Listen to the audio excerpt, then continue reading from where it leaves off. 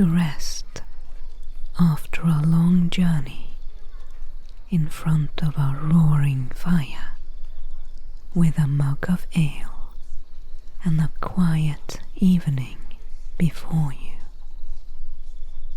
To wash away the dust and mud from the road in a warm bath, and then sink into a soft bed with fresh linen and lose yourself to sleep. A heavy and dreamless sleep until daylight slowly wakes you up again. That's the best part of any journey, wouldn't you agree? And that's what Nighthaven can offer you, hunter. For Nighthaven is, as the name says, a haven from the woods outside, from the wilds, and the monsters that hunt at night. Almost 400 souls live here, and as mayor, I am responsible for all of them. It was my great-grandfather that founded the town, so you might say it's in my blood. It started out as a modest shelter by the river, no more than a fishing shack. And as more people arrived, it was expanded into an inn. And then a few more houses were added, and after one of them was torn to pieces by a ravager, my great-grandfather started building a palisade around the area. He lost his wife in that attack. Over the years, the palisade has been expanded several times to make room for more buildings, and the town slowly grew into what you see before you today. My family still runs the old inn, the oldest building in Nighthaven and the heart of the town. I have a large family here. My eldest, Alvin, mans the counter most nights, and Sable runs the stables. Isolda and Erin tends to the rooms, and Henny brews the beer. All our family.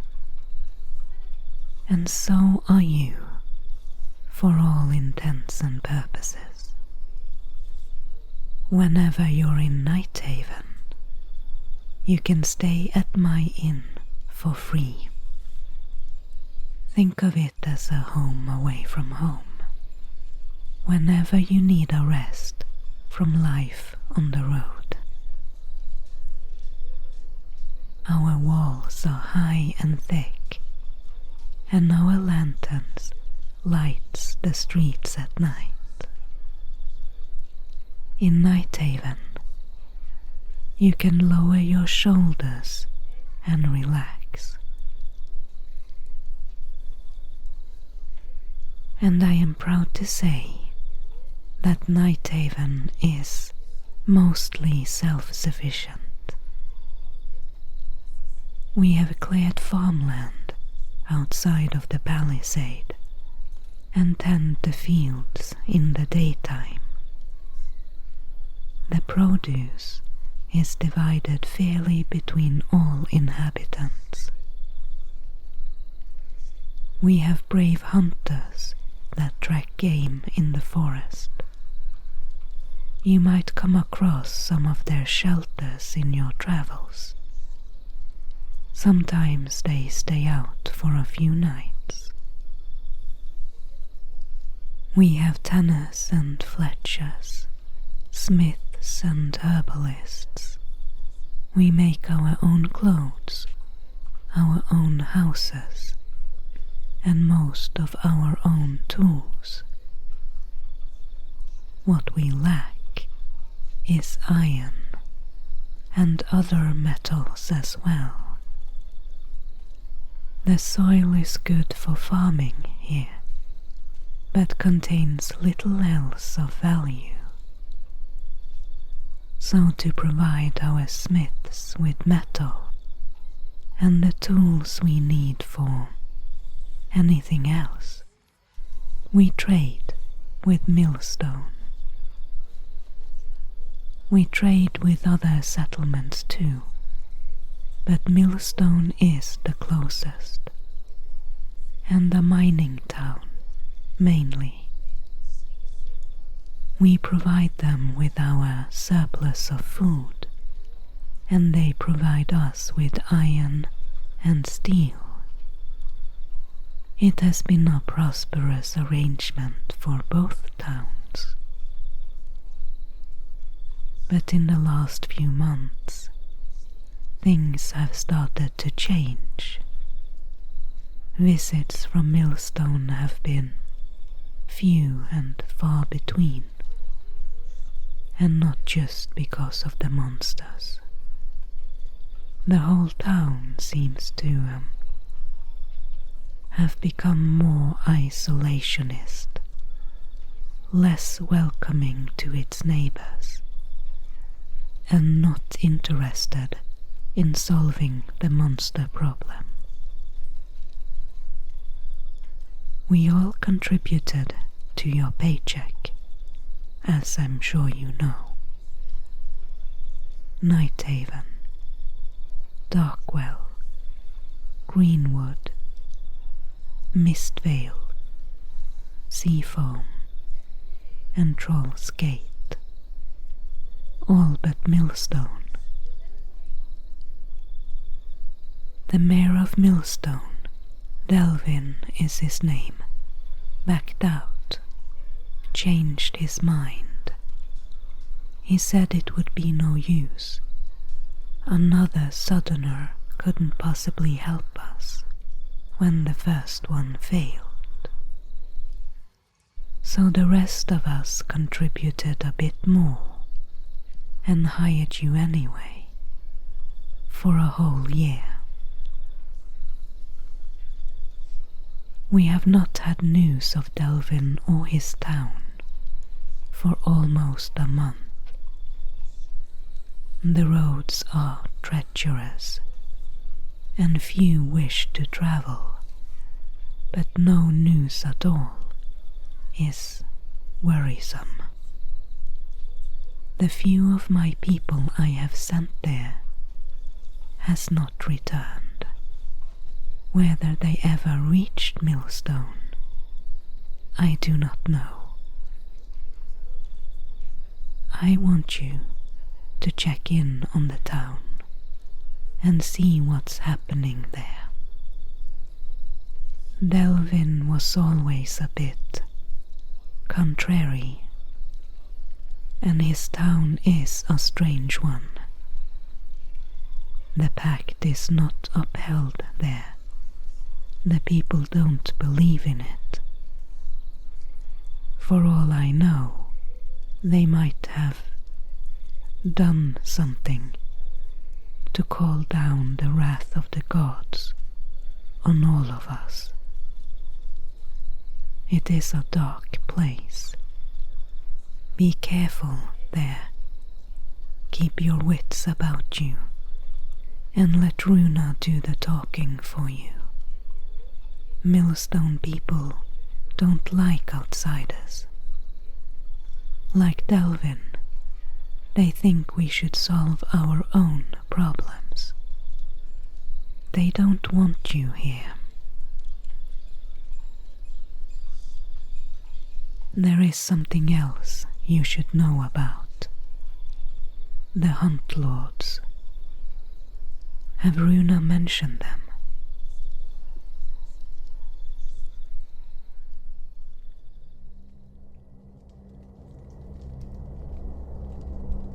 According to legend, they show up from time to time. And now, for the first time in decades, there are sightings again. They seem to always be male humanoids, with horns and markings on their skin, bigger than a normal man by half. They are ragged and wild, and do not speak. They roar, and when they do, they rally the beasts around them. Ravagers and one-horns, rayas, river snakes and dragonlings, saber cats, wolves and bears, all answer to the call of a Huntlord. And then they charge human settlements. We call such an event the Wrath of the Wilds. When a Huntlord is spotted, we strengthen our walls and barricades, send word to neighboring settlements, and prepare for a siege. If they do break through our walls, we hide in our cellars while they destroy everything in their path, blindly. They always come at night, and when dawn arrives, they seem to come to their senses and slink back into the forest.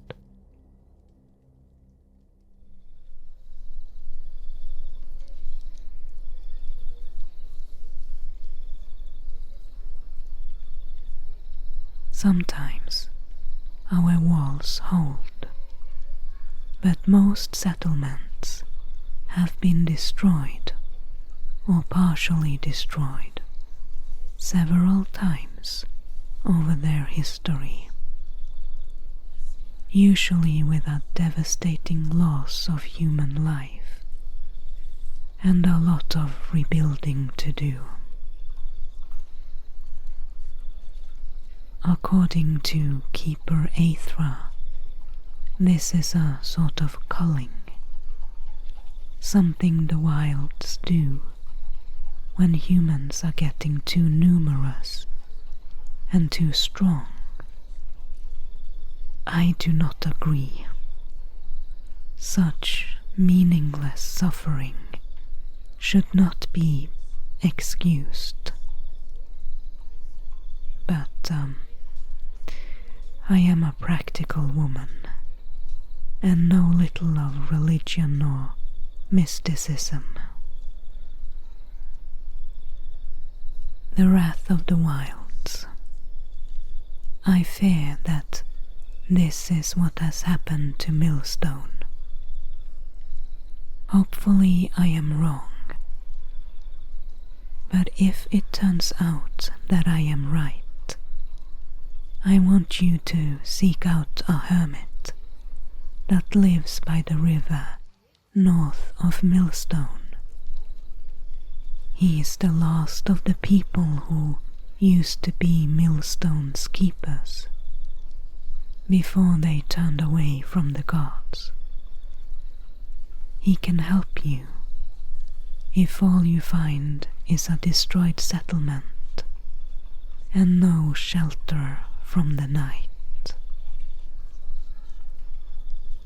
But before that, I hope you will spend at least a couple of days here, in safety and among friends. Tomorrow you should rest, and the day after you can replenish your supplies, mend whatever needs mending, and I believe Runa wanted to show you Herbalist's Meadow. It's a beautiful place, about half an hour's walk from town, where our healers and herbalists go to forage. It's peaceful there, an old sanctuary, I believe. Spending a few lazy afternoon hours there seems to put everything right. But now the hour is getting late, and spring nights are cold. Alvin should have our supper ready by now. Let's walk back to the inn together. And for a few more days, you can put monsters and Huntlords out of your mind.